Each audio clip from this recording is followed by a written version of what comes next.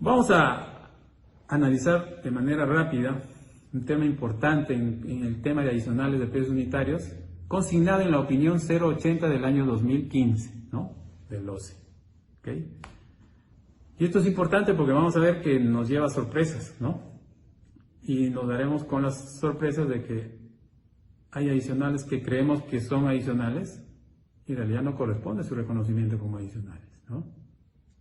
Dice esta opinión que en caso de obras, en realidad la norma dice esto, ¿no? En el caso de obras, el postor oferta precios unitarios considerando lo siguiente, ¿no? Esto se ve en la parte de normas donde hablamos de los sistemas de contratación, ¿no? Acuérdense del sistema de contratación a precios unitarios o del sistema de contratación a suma alzada, ¿no? Entonces, en el rubro de sistema de contratación a precios unitarios, la norma dice que los postores ofertan considerando lo siguiente. Primero, las partidas contenidas en los documentos del procedimiento, ¿no? Segundo, las condiciones previstas en planos y especificaciones técnicas. Esto es importante, miren, dice. Las condiciones previstas en los planos y especificaciones técnicas. Y las cantidades referenciales, ¿no? Los metrados. ¿Ok?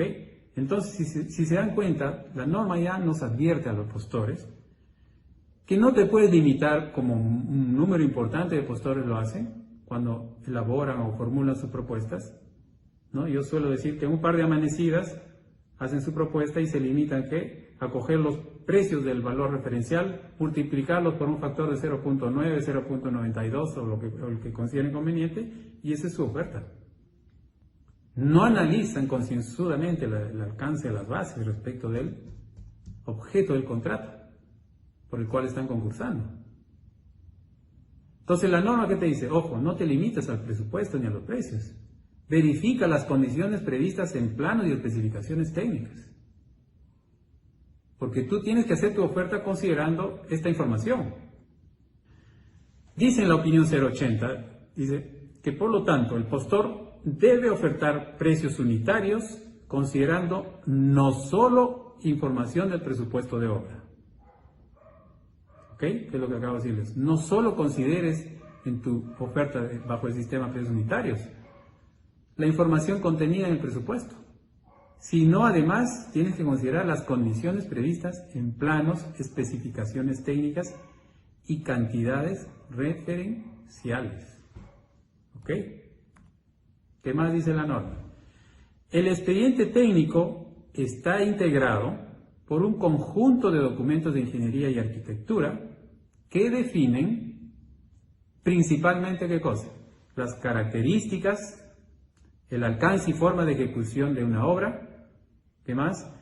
Las condiciones del terreno, ¿no? Esos tres aspectos. Primero, ¿no? El expediente técnico dice está integrado por un conjunto de documentos, ¿no? Por definición sabemos que el expediente técnico es el conjunto de documentos integrado por memoria descriptiva, planos, especificaciones técnicas, presupuesto, estudios, ¿no es cierto? Análisis de precios unitarios, etcétera, etcétera, etcétera, ¿no? Todo lo que se requiera para llevar una infraestructura a un nivel de detalle de ejecución de obra, ¿no? Con todos los detalles necesarios. Entonces eso es lo que nos dice esta opinión, que el expediente técnico está integrado por un conjunto de documentos de ingeniería y arquitectura, ¿no? Que definen principalmente tres cosas: las características del objeto del contrato, ¿no? Segundo, el alcance y la forma de ejecutar la obra, y tercero, las condiciones del terreno. Por eso, dice, dichos documentos deben interpretarse de manera conjunta, de manera integral, no de manera aislada. Es decir, en el presupuesto dice esto y sobre eso establezco mi propuesta y así la oferto. Y después, durante la ejecución del contrato, cuando encuentro alguna diferencia, digo, no, tengo derecho a un adicional de obra. ¿Por qué? Porque no estaba previsto en el presupuesto. Y vamos a ver que no necesariamente es así. ¿Qué más dice la opinión 080? Es necesario que los documentos del expediente técnico se interpreten en conjunto y que estos proporcionen información suficiente, coherente y técnicamente correcta, ¿no? Este es el mensaje para las entidades, ¿no? Para que las exigencias que deben plantear en los términos de referencia a los proyectistas sean justamente estos 3 lineamientos principales que deben gobernar todo expediente técnico. ¿Qué cosa? Que la información que proporcione todo expediente técnico debe ser suficiente, es decir, no debe haber omisiones, por ejemplo. Coherente. No puede ser que en los planos te dicen A, en las especificaciones B y en el presupuesto encuentras C para un mismo elemento estructural, por ejemplo. Y técnicamente correcta, que funcione, ¿no? Que funcione. Que no esté ni subdimensionada ni sobredimensionada, seguramente, ¿no? Tal que permita formular adecuadamente las propuestas y ejecutar la obra. Obvio, si yo proporciono a los postores un expediente técnico con información insuficiente o incorrecta, o con información contradictoria entre planos, especificaciones técnicas y presupuestos, entonces induzco a error a los postores. Porque el postor va a decir, yo no tengo por qué dudar de la calidad de ese expediente técnico, que se entiende que ha sido revisado, evaluado por los funcionarios de la entidad antes de ser aprobado. Entonces el postor confía en esa información y en base a esa información formula su oferta. Por eso que la norma dice que es necesario que los documentos del expediente técnico se interpreten en conjunto y que estos proporcionen información suficiente, coherente y técnicamente correcta, tal que permita formular adecuadamente las propuestas a los postores y obviamente ejecutar también adecuadamente la obra. Un expediente técnico será catalogado como deficiente cuando los documentos que la componen no definen adecuadamente ¿qué cosa? Características, alcance, forma de ejecutar la obra o las condiciones del terreno. Vale decir que cuando no se tiene información suficiente, cuando la información no es coherente o cuando dicha información no es técnicamente correcta para definir el alcance de las prestaciones. Continúa la opinión,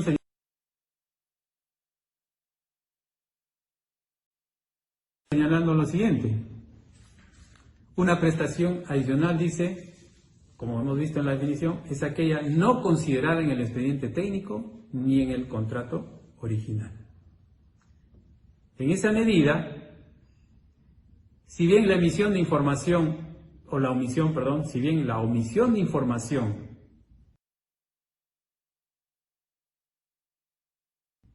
en algunos de los documentos que forman parte de un expediente técnico, ¿no?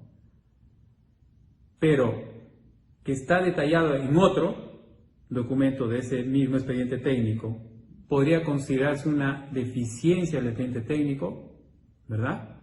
Dice esta opinión, solo la omisión total de información, vale decir en todos los documentos del expediente técnico, podría generar la aprobación de una prestación adicional de obra, independientemente del sistema de contratación, es decir, sea suma alzada o a precios unitarios.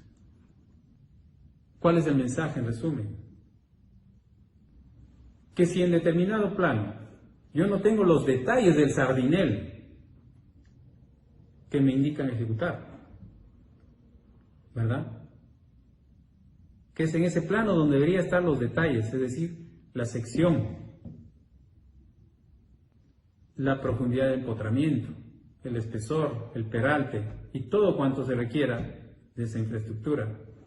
Lo encuentro en el plano. Pero si yo voy a revisar, imaginemos, la especificación técnica y la memoria descriptiva, y de la suma de estos dos documentos yo encuentro todos los detalles necesarios, que debieron estar en el plano, ¿cierto?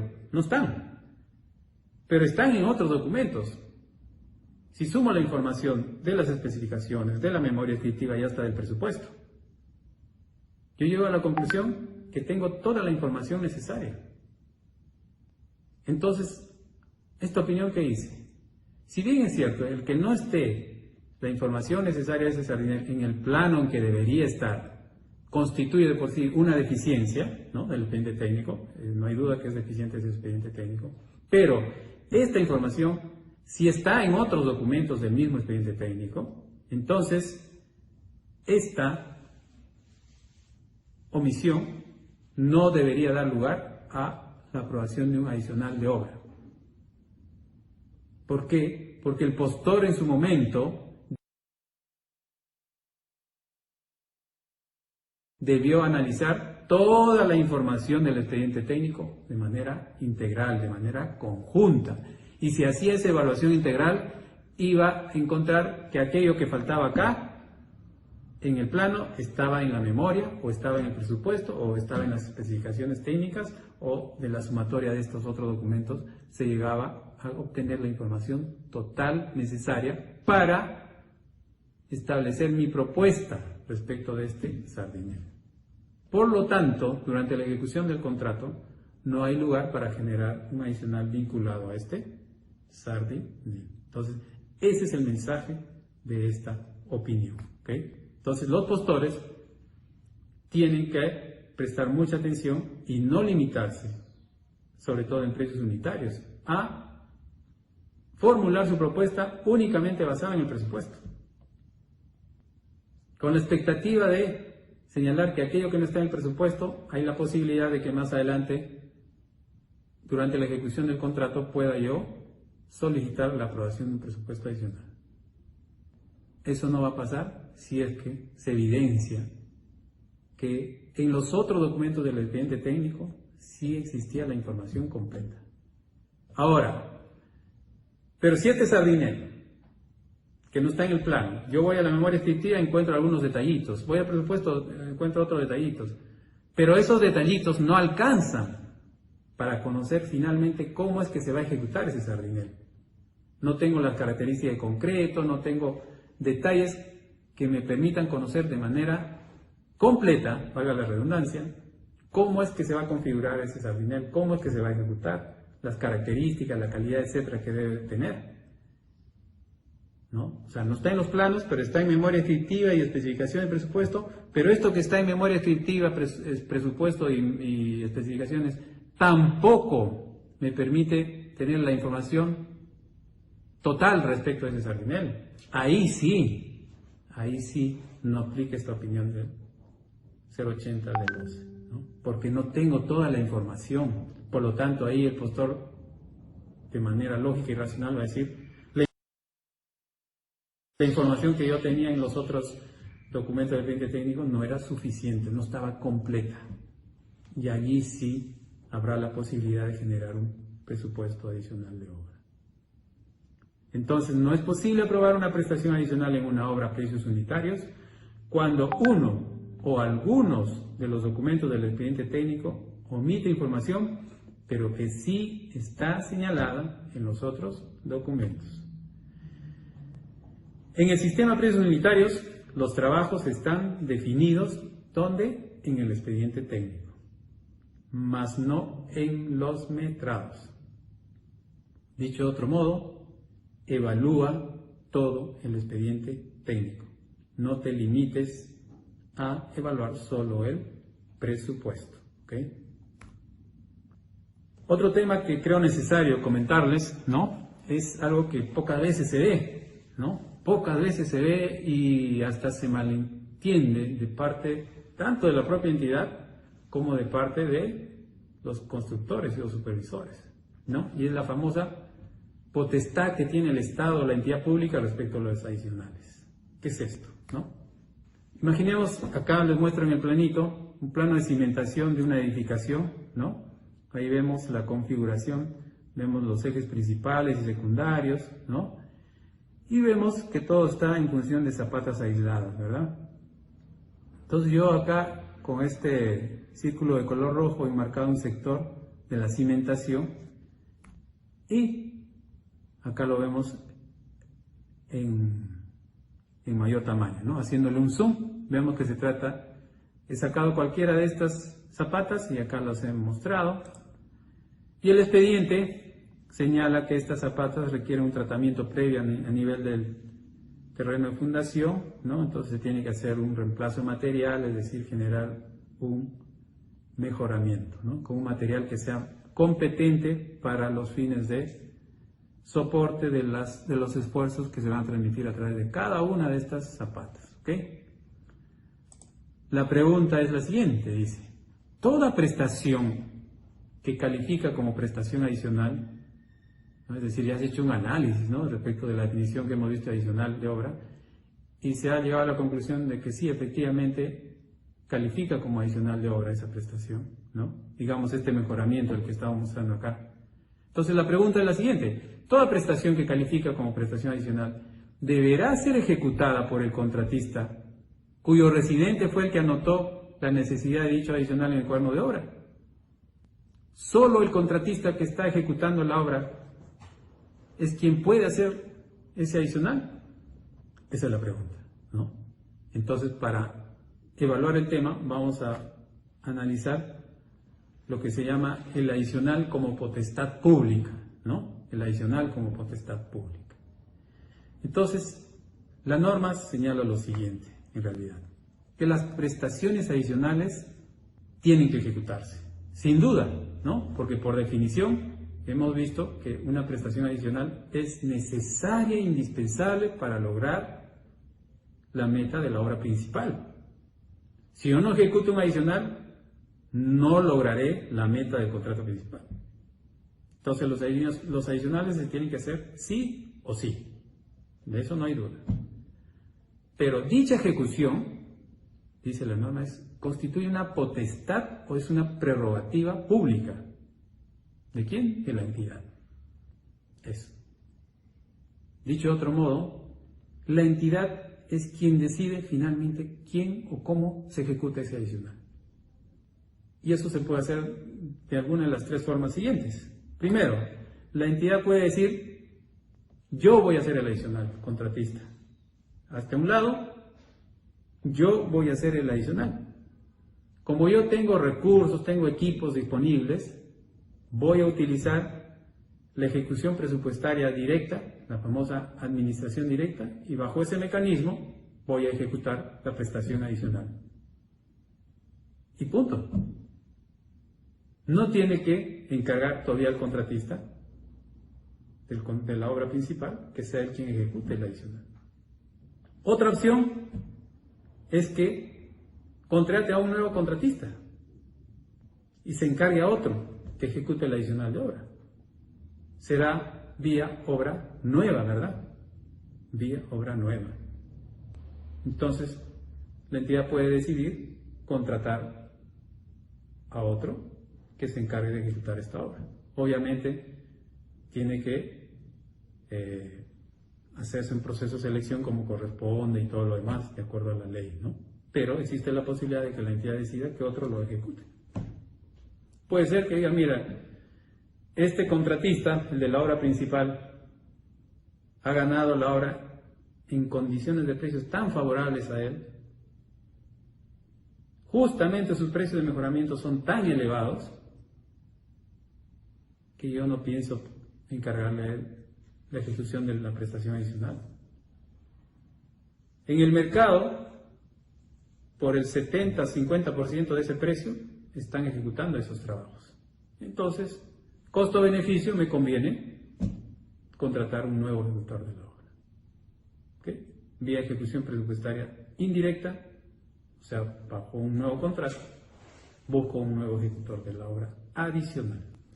Y por último, el que se suele hacer comúnmente es que el contratista de la obra principal sea quien ejecute el adicional, ¿no?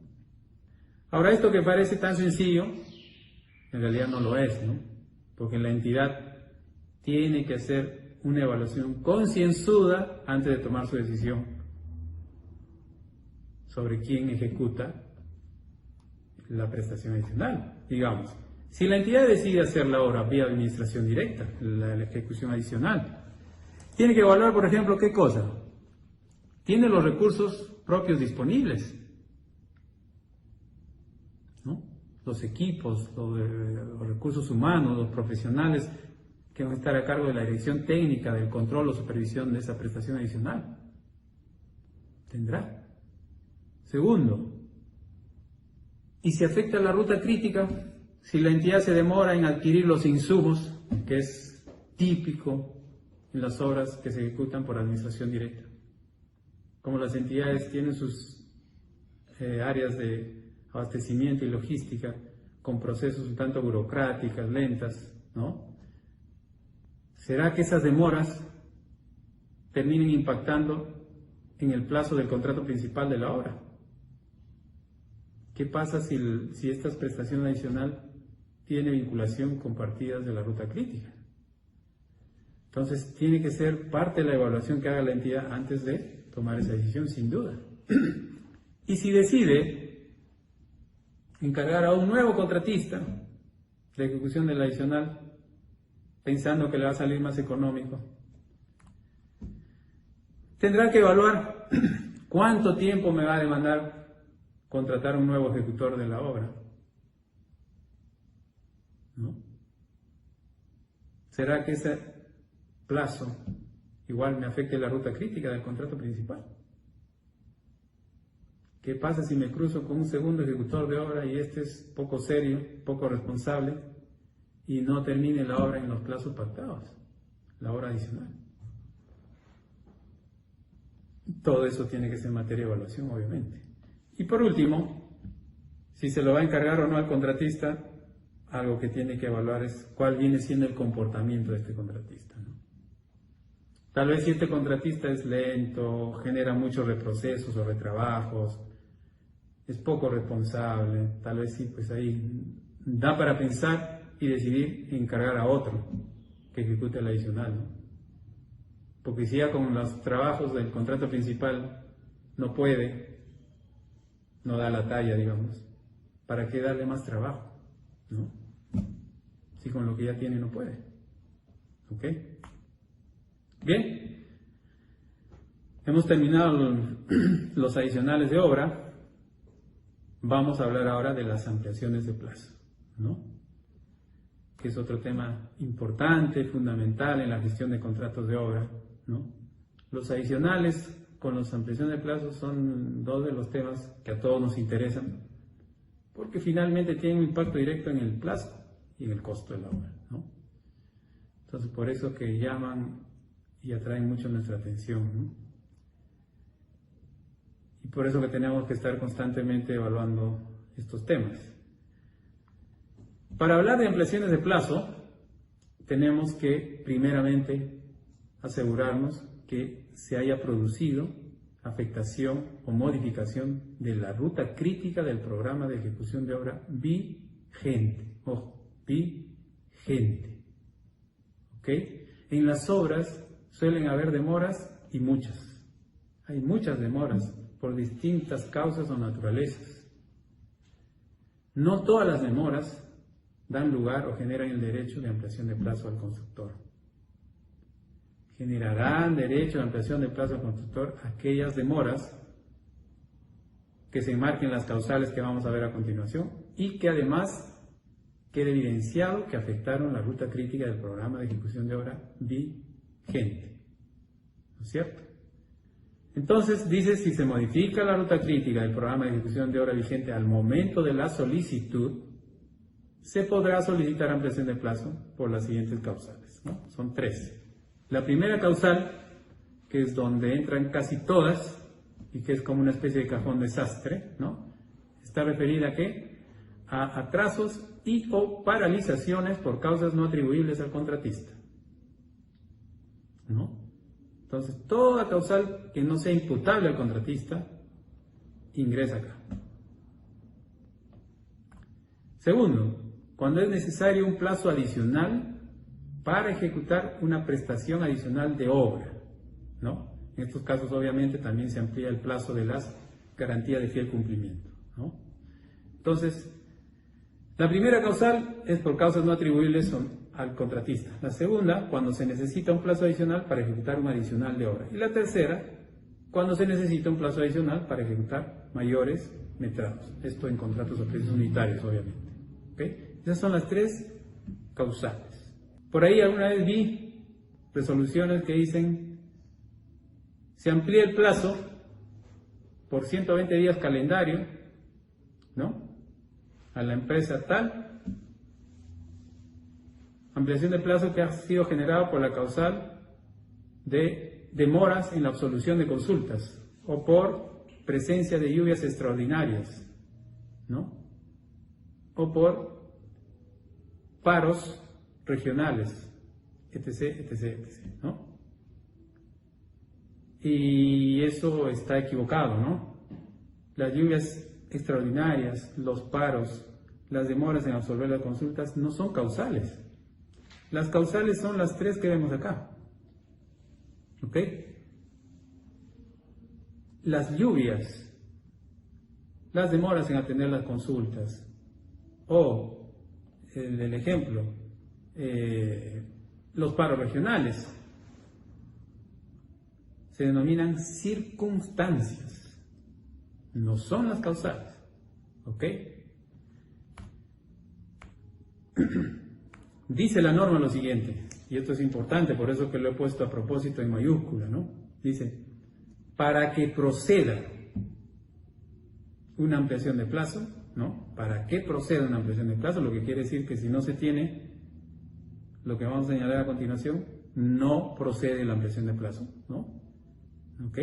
Dice que para que proceda una ampliación de plazo, ¿qué hay que hacer? Primero, el contratista, a través de su residente, anotar en cuaderno de obra, ¿qué cosa? El inicio y final de las circunstancias que a su criterio determinen la ampliación de plazo.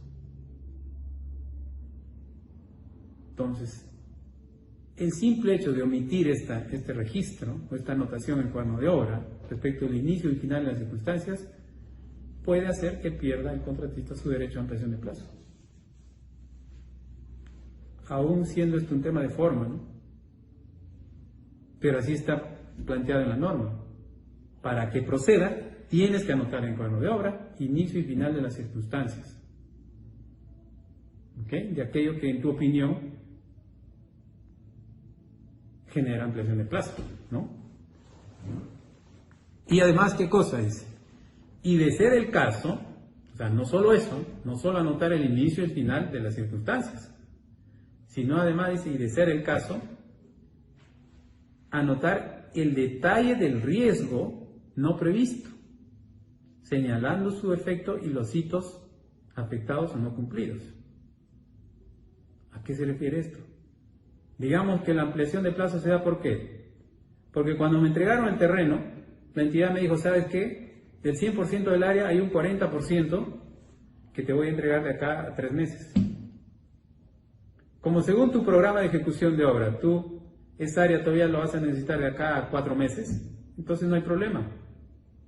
En estos 3 meses siguientes yo me voy a dedicar, voy a ponerle punche y voy a liberar ese terreno, porque ahora todavía está invadido, ahí tengo unos temas que sanear para liberar ese terreno. Entonces te hago una entrega parcial. Te entrego el 60% del terreno que ya está liberado y vas avanzando y no hay problema. El contratista acepta. Llega el tercer mes, el cuarto mes, y la entidad no logra liberar el terreno. Se le complica esa gestión. ¿Ok?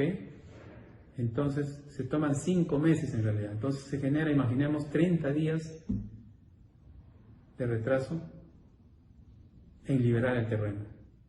Entonces, ¿qué va a pasar? Que el contratista, obviamente, va a decir: me afectaron la ruta crítica en 30 días, por lo tanto solicito mi ampliación de plazo. En este caso, habría que hacer el análisis de riesgo. ¿Por qué? Porque puede darse el caso que en el expediente técnico ni en ningún otro documento del contrato se estableció de que al hacer la entrega parcial del terreno, ¿no?, al permitir la entrega parcial del terreno, existía el riesgo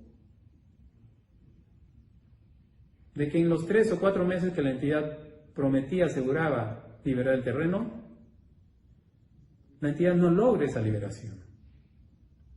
Era un riesgo. ¿Atribuible a quién? A la entidad. Entonces, ahora que se concretó ese riesgo, se materializó ese riesgo, ya se produjo el daño, la demora y la afectación, entonces, ¿qué dice la norma? El contratista tiene que, dice a través de su residente, además de anotar el inicio y final de las circunstancias, ¿no? Es decir, mire señores, hasta hoy se han cumplido los 3 meses que ustedes ofrecieron como plazo máximo para entregarme el 40% del área restante. Anoto. Dejo constancia que a partir de hoy ya se empieza a afectar la ruta crítica, porque no me están entregando el saldo de terreno que, según los hitos del cronograma, correspondía que me entreguen hoy. Y luego me entregan después de 30 días, y verá, entonces, final de la causal, ¿no? Voy a anotar mi cuaderno de obra. Dejo constancia que recién el día de hoy la entidad me hizo entrega formal del terreno del saldo del 40% de área restante. Ya anoté mi inicio, mi final de la circunstancia. Pero además me dice la norma que de ser el caso anote el detalle del riesgo acaecido o no previsto. También debería decir, en realidad, esta demora en liberar el terreno era un riesgo que existía, que nadie lo plasmó, que nadie lo configuró. ¿Y qué ha afectado? Ha afectado el hito del inicio de la actividad o la partida tal, ¿no? Y me ha generado en esta partida tanta demora, en esta otra partida tanta demora y en esta otra partida X días de demora. Eso es lo que exige la norma en este caso, para que proceda la ampliación de plazo, por si acaso. No es una cuestión opcional. Si no se tiene ambos, no debería proceder la ampliación de plazo. Tratándose de mayores metrados, ¿no?, en el sistema de precios unitarios, ¿cuándo se da el inicio de, mayores metrados que requieren un plazo adicional, obviamente, ¿no? O sea, estamos hablando de mayores metrados de una partida de la ruta crítica, ¿se entiende, verdad? Entonces, dice que tratamos de mayores metrados, el residente anota en el cuaderno de obra el inicio de la causal una vez que el supervisor le autoriza la ejecución de esos mayores metrados. ¿Ok? Ese sería el inicio de ese día. Tiene que estar atento al residente, es decir, dejo constancia o pongo en evidencia a través de la presente que en la fecha el supervisor a través del asiento número tal autorizó la ejecución de los mayores metrados. Punto. Dejé registrar el inicio de la cosa, ¿no? Y siendo que esta actividad forma parte de la ruta crítica, ¿no?, será necesario un mayor plazo, una ampliación del plazo, una prórroga del plazo, como quieran llamarlo, el cual oportunamente será solicitada, debidamente sustentada, ¿verdad? Y el final será cuando culmine de ejecutar estos mayores metrados. Y anotaría en este momento, a la fecha dejo constancia que hemos culminado el 100% de los mayores metrados que fueron autorizados vía asiento de cuaderno de obra número tal de tal fecha. Punto. Listo. ¿Ok? Y en el caso de demora en aprobar los adicionales de obra, ¿no?, y estos afectan la ruta crítica, el residente igual anotará el inicio de la circunstancia en la fecha en que dicha demora ya afecta la ruta crítica, ¿verdad? Y el final de la circunstancia, ¿cuándo lo anotará? Una vez que el contratista sea formalmente notificado con la resolución a través de la cual la entidad aprueba la prestación adicional correspondiente, ¿no? Entonces, tenemos que estar atentos. ¿Por qué? Porque esta es la condición que dice, para que proceda la ampliación de plazo, no puedo olvidarme de anotar el inicio y final de las circunstancias que, en mi opinión, dan lugar a esa ampliación de plazo. Concluida tal circunstancia, el contratista y su representante legal tienen un plazo de 15 días calendarios para solicitar, cuantificar y sustentar su pedido. ¿Ante quién? Ante el supervisor o inspector según corresponda. Con copia a la entidad. Este es un añadido que le ha hecho la norma en su versión última, ¿no? Antes, el residente o el contratista, formulaba su pedido de manera expresa o formal al supervisor y punto, o inspector, y ahí se acababa. El funcionario en la entidad a veces ni se enteraba que hace 5, 6 o 10 días el supervisor ha recibido un pedido de ampliación de plazo. Ni se enteraba, o a veces la entidad se enteraba de que el contratista está exigiendo un silencio positivo de ampliación de plazo, cuando ya se han vencido todos los plazos. Y recién en esas circunstancias la entidad tomaba conocimiento de ese pedido. ¿Por qué? Porque su supervisor o su inspector muchas veces no informaba. Y por algún descuido o negligencia del supervisor, se dejó pasar los días y los plazos caducaron y se generó el derecho a ampliación de plazo por silencio positivo de ese contratista. Entonces, para evitar esa circunstancia, entiendo yo, es que la norma ahora exige que el contratista hace el pedido formal al supervisor o inspector con copia a la entidad, de tal forma que el funcionario en tiempo real ya está enterado que en el día en que reciba esa copia de pedido de ampliación de plazo, el supervisor ya tiene un pedido que hacer. Por lo tanto, el funcionario en la entidad ya está en condiciones de hacer seguimiento y monitoreo a la evaluación de esa solicitud de ampliación de plazo y exigir al supervisor o al inspector que le haga llegar oportunamente su informe con su pronunciamiento para no dar lugar a un silencio positivo. ¿Ok? Entonces, son 15 días que tienen, una vez anotada la finalización de la circunstancia, ¿no? El contratista tiene 15 días para sustentar y solicitar su pedido de ampliación de plazo ante el supervisor. Ojo, es ante el supervisor. No, pero yo presenté una cartita bien ordenada a la entidad. La entidad tal vez encarpete tu pedido. Y después cuando llegue el día 20 vas a decir, uy, silencio positivo, qué alegría, ya me ampliaron el plazo. No, la entidad va a decir no. El mecanismo que establece la norma es que no, los pedidos de ampliación de plazo no se dan a través de la entidad, se dan a través del supervisor. Y tú te equivocaste al remitírmelo de manera directa, ¿no? Tiene que ser al supervisor.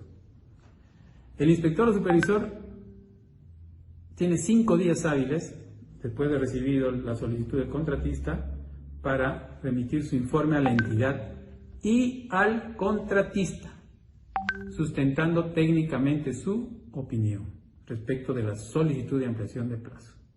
¿Ok? El contratista solicitó una ampliación de plazo de 100 días calendario, imaginemos. ¿Ok? Entonces, el supervisor en los 5 días hábiles siguientes tiene que evaluar la razonabilidad, la viabilidad de esos 100 días que ha solicitado el contratista, ¿no? Y puede ser que él de su evaluación diga, mira, de los 100 días para mí solo proceden 40. Solo 40 son procedentes. Esa es la opinión del supervisor, ¿no? Pero esa opinión la tiene que expresar o manifestar en un informe que tiene que ser elevado a la entidad, y dice la norma, y al contratista, sustentando técnicamente su opinión. Es decir, tiene que estar motivado, obviamente, ¿no? No puede ser una opinión antojadiza sin mayor sustento. Tiene que sustentar de tal forma que dé la opción al contratista de rebatir esa opinión, si ser el caso, ¿no? Entonces, la idea de que esté motivado, sustentado, es que garantizar el derecho a la defensa de la otra parte, ¿no? Para que él pueda rebatir tus opiniones si fuera el caso. Entonces, dice el supervisor o inspector remite informe a la entidad y al contratista. Ojo, dice supervisor o inspectora. Entonces, si estamos frente al supervisor, se entiende que va a depender, porque el supervisor sabemos que puede ser una persona natural o puede ser una persona jurídica, ¿no? Si estamos en un contrato donde el supervisor es una persona natural, se entiende que este informe al contratista tiene que ser a través de un documento, una carta formal, ¿no? De manera expresa, es decir, acá está mi opinión sobre tu pedido de ampliación de plazo. Porque por ahí yo escuché comentarios que dicen, puede ser por el jefe de supervisión, lo podría hacer por cuaderno de obra. Pero la norma habla del supervisor, ojo. Y el supervisor está representado, valga la redundancia, por su representante legal. Entonces debería haber una carta del representante legal del supervisor al contratista diciendo, acá está mi informe con la opinión sobre tu pedido de ampliación, sobre tu solicitud de ampliación de plazo. ¿Ok? ¿Qué pasa si es una persona natural? Ahí cambia la cosa, ¿no? Si es una persona natural, a su vez, es jefe de supervisión y él sí tiene la facultad de anotar en el cuaderno de obra, ¿verdad? Entonces, ¿él podría hacer llegar al contratista vía cuaderno de obra? Podría. Podría. ¿Y si es un inspector?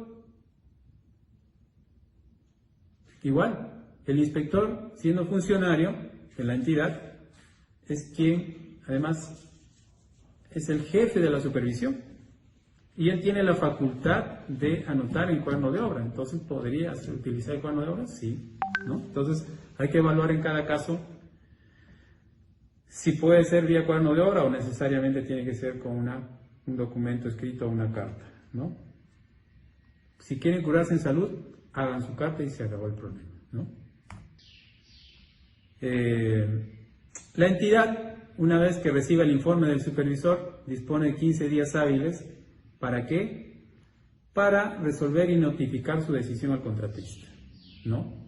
Entonces la norma dice que si la entidad, habiendo recibido el informe del supervisor, en los 15 días de plazo que le otorga la norma, no se pronuncia, entonces se tiene por aprobada la ampliación de plazo. En nuestro ejemplito dijimos que el contratista pidió 100 días. El supervisor revisó y dijo, en mi opinión, solo proceden 40 días. Entonces, ¿qué dice la norma? Entregado el informe del supervisor a la entidad tiene 15 días de plazo. Si en esos 15 días no se pronuncia la entidad, queda ampliado el plazo. ¿Pero qué plazo? Dice la norma, el plazo que cuenta con la opinión favorable del supervisor. En nuestro ejemplito serían los 40 días, ¿no es cierto? De los 100 días solicitados serían los 40 días que cuentan con la opinión favorable del supervisor. ¿Qué pasa si el supervisor llega el día 5, el día hábil, ¿no es cierto? Él tiene 5 días hábiles, ¿se acuerdan? Una vez recibido la solicitud del contratista, el supervisor tiene 5 días hábiles para evaluar esa solicitud y hacer su informe y elevar a la entidad. Llega el día 5 y el supervisor no entrega su informe al funcionario de la entidad. Entonces la norma esta vez ha incorporado un párrafo en el que prácticamente conmina al funcionario y le dice lo siguiente: si el inspector o supervisor no emite su informe en el plazo asignado, o sea, los 5 días hábiles, la entidad resuelve la ampliación solicitada y notifica su decisión al contratista como máximo en los 15 días hábiles siguientes bajo responsabilidad. O sea, en la práctica le está diciendo, ¿sabe qué? Ten cuidado con generar silencio positivo. Si llega el día 5 y el supervisor o el inspector no te hace llegar su informe, entidad, tú tienes que evaluar la ampliación de plazo y pronúnciate en los 15 días de plazo que te quedan.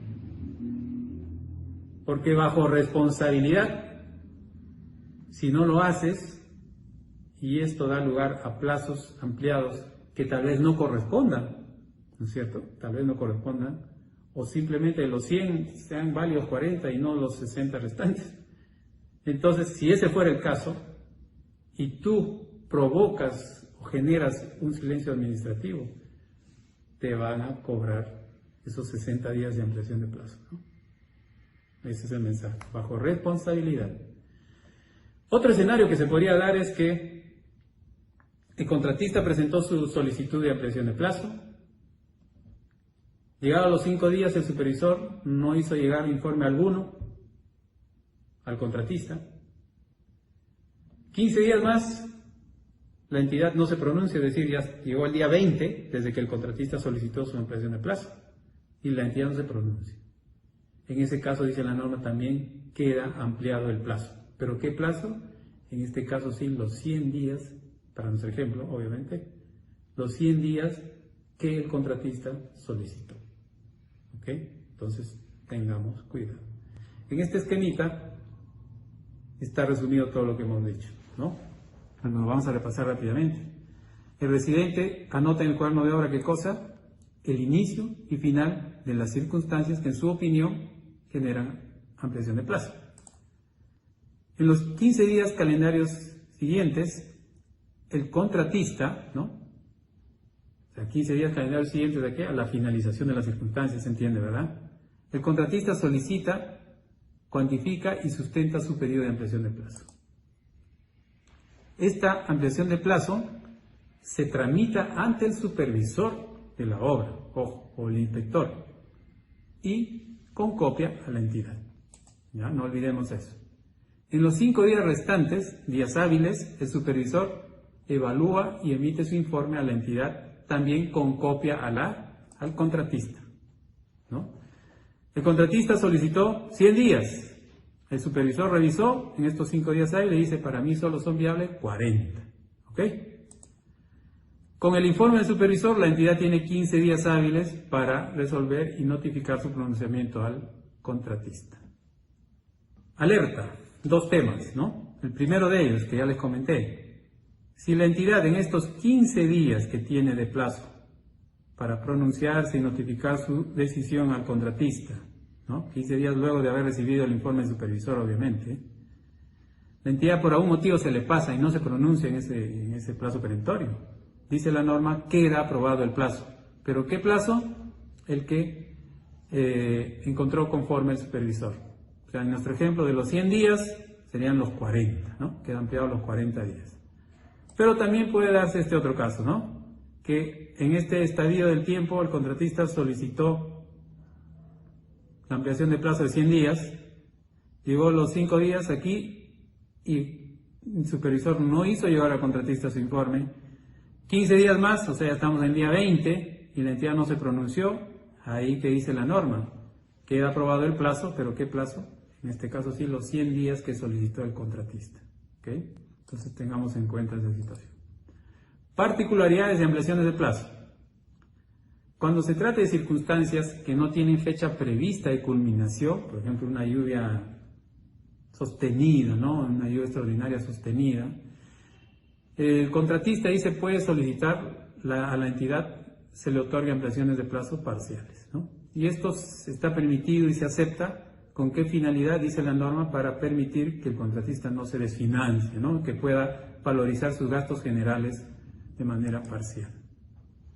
Las ampliaciones de plazo dan lugar al pago de mayores costos directos y mayores gastos generales variables, ¿no? Gastos generales o costos directos que estén directamente vinculados a dichas ampliaciones, ¿no? Ojo. El pago de los mayores gastos generales está condicionado a que el contratista, luego de 7 días calendarios de haber sido notificado respecto de la aprobación de la ampliación de plazo, presente al supervisor o al inspector los siguientes documentos. El calendario de avance de obra valorizado, actualizado y la programación CPM correspondiente. La lista de hitos no cumplidos, el detalle del riesgo acaecido y la asignación o el impacto que haya generado esta ampliación de plazo. Considerar, dice la norma, solo las partidas afectadas y en armonía con la ampliación de plazo concedida, ¿no? ¿Por qué? Porque a veces se aprovecha el pánico, ¿no es cierto? Como tengo algunas partidas atrasadas, ya que voy a ampliar o reformular mi programa de ejecución de obra, ¿verdad? Aprovechando el pánico, voy a por ahí tratar de regularizar o arreglar algún atraso que tengo. Voy a estirar algunas partidas, ¿para qué? Para evitar caer en el famoso retraso y no alcanzar el 80% de avance físico acumulado, ¿no? Entonces, ¿cómo le llaman eso? Voy a suavizar mi cronograma, ¿no? ¿Para qué? Estar menos expuesto a faltas en el futuro. Entonces eso no está permitido, por eso dice la norma, considerar solo las partidas afectadas y en armonía con la ampliación de plazo concedida. Entonces, esta última parte es importante. ¿Por qué? Porque la norma, así como está redactada, condiciona ese derecho que ya lo tienes ganado de reconocimiento de gastos generales, ¿no? Condiciona la materialización de ese derecho a que tú en los 7 días calendarios siguientes a haber sido notificado con la resolución que aprueba la ampliación de plazo, cumplas con entregar los documentos antes indicados.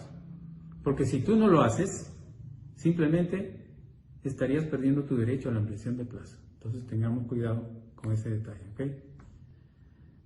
¿Qué otras particularidades en ampliación de plazo? Si el residente no registra correctamente en el cuaderno de obra el inicio y final de las circunstancias y o el detalle del riesgo no previsto, ¿no?, que generó la ampliación de plazo, simplemente no procederá dicha ampliación de plazo. Una solicitud de ampliación de plazo por lluvias extraordinarias debidamente comprobadas y que no permite ejecutar la partida crítica de base granular, por ejemplo, no será procedente si se evidencia que el contratista mantenía un retraso en la ejecución de la partida de base granular y que esta partida en realidad estaba prevista ejecutarse en época seca y que producto de su retraso la ejecución de esta partida se ha trasladado a una época donde ya estamos en periodo de lluvias y obviamente la partida de ejecución de base en periodo de lluvias intensas no se puede ejecutar. Entonces, por más que se ve la imposibilidad material de ejecutar ahora esa partida de base granular, no tendrá derecho a ampliación de plazo. ¿Por qué? Porque esta partida debió ejecutarse meses atrás, cuando no había lluvias. Y si se está en un estadio tal que ahora necesito ejecutar esa partida y las lluvias me lo impiden, es por una causal atribuible al retraso del contratista. Por lo tanto, él tendrá que asumir las consecuencias. La notificación al contratista por parte del supervisor, ¿no?, si fuera persona jurídica, de su informe de evaluación de solicitud de ampliación de plazo, debe ser mediante comunicación escrita. En el caso del inspector o del supervisor, que es persona natural, podría hacerse vía cuaderno de obra. Efectos de la modificación del plazo. Dice, la ampliación de plazo da lugar al pago de mayores costos directos y mayores gastos generales, ¿no?, directamente vinculados a dichas ampliaciones. Los costos directos, establece la norma, tienen que estar acreditados. ¿Cómo? Comprobantes de pago, ¿no?, básicamente. Y deben ser parte de la estructura de costos directos de la oferta económica del contratista. ¿Ok? Los gastos generales variables se determinan con la famosa formulita que ya conocemos, ¿no? Es decir, conocido el número de días de ampliación de plazo y determinado a partir de los gastos generales del contrato principal, los gastos generales variables diarios, ¿no?, por la simple multiplicación vamos a obtener los gastos generales variables para toda la ampliación de plazo. Ahora, cuando la ampliación de plazo sea por una paralización total de la obra, en este caso establece la norma que tanto los costos directos como los gastos generales variables, ambos deben ser debidamente acreditados para su reconocimiento. Bien, hemos concluido la parte de ampliaciones de plazo.